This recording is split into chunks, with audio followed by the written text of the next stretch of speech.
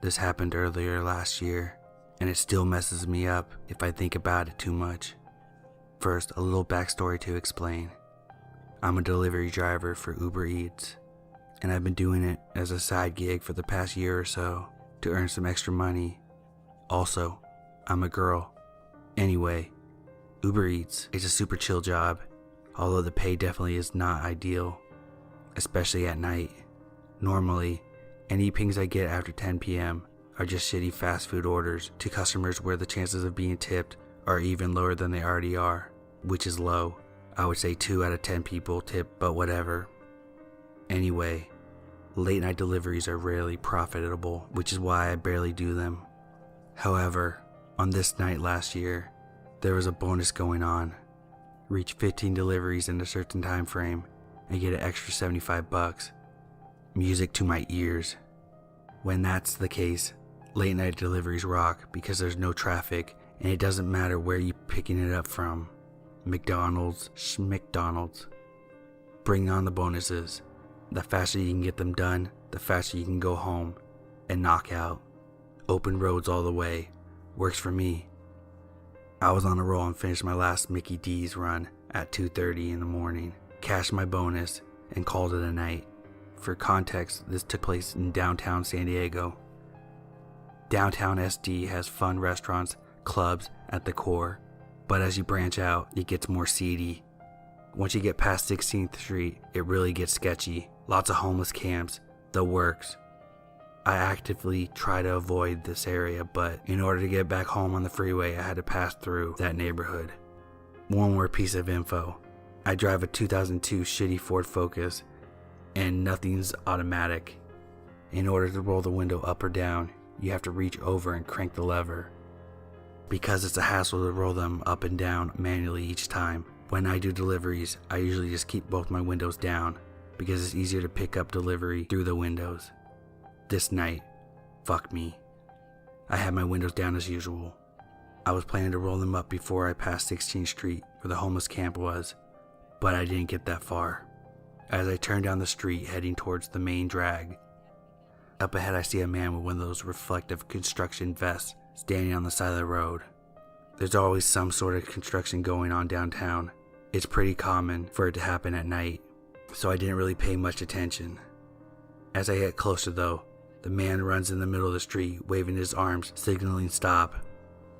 I slow down, thinking he's going to direct traffic, or reroute me, or something. I brake to 10 miles per hour, then 5, leaving distance, trying to figure out what I'm supposed to do. He breaks out into a jog towards my car and stops directly in front of it, blocking me and my car from moving forward. Fuck. Immediate unease. This is weird.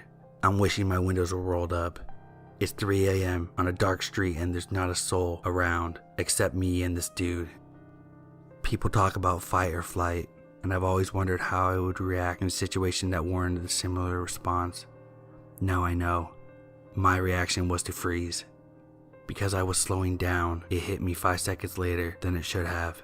This guy is not a construction worker.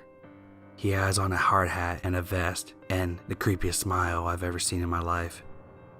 At first I thought he was just smiling to be friendly, but smiling to acknowledge someone longer than a few seconds is super unnerving. Try it right now. Count to 5 seconds in your head while grinning, and you'll see what I mean. That's what this guy was doing. Now he's just in front of me, and I can tell he's homeless. That or just, I don't know. Older guy, I would guess 60s, but homeless has a way of making everyone look old, so who really knows? He's just staring at me, wild-eyed and smiling, all teeth. His smile and mannerisms, the best way I can describe is Twisty from American Horror Story. Literally though, this guy looked insane. I obviously should have reversed, but my brain was panicking and I didn't think that fast. I'm frozen in my car thinking, this is how I die. The whole time, he's not saying anything, just leering. Then like a ninja, he jumps onto the hood of my car and slams his fist against my hood. I am frozen in terror, just watching this guy. He starts pounding on the hood of my car, crawling around on his hands and knees. Not saying anything, just crawling, and staring at me. That's the most terrifying part. He never broke eye contact once during all of this, and he never stopped grinning. The thought of my window being open made me want to throw up, but at the same time, breaking eye contact and moving to roll it up felt scarier. Like if I made any sudden moves or looked away, he would try to come inside the car. He never said a word. I think it would have been less scary if he had said something, but he didn't. Just pounded his fist on the car and stared.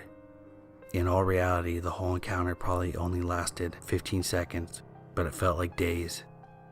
I am freaking out, and before I can gain any sense of doing anything remotely intelligent, I see headlights in my rearview mirror coming up behind me from down the street. This man sees them too, and in that instant jumps off my car and breaks off into a run behind me, heading towards a new car. Jesus Christ.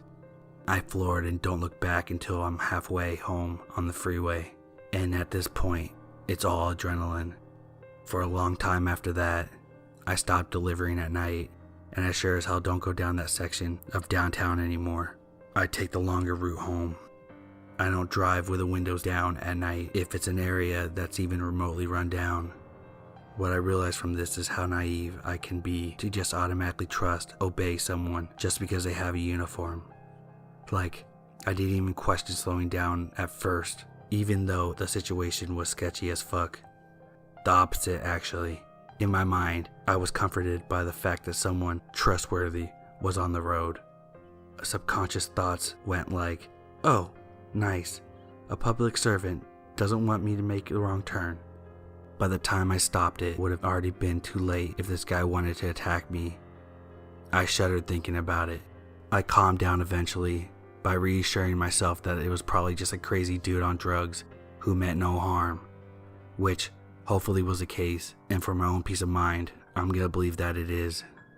But what got me is the fact that the guy was dressed as a road worker on a road and deliberately behaving at first in a way to lead me to believe he was one.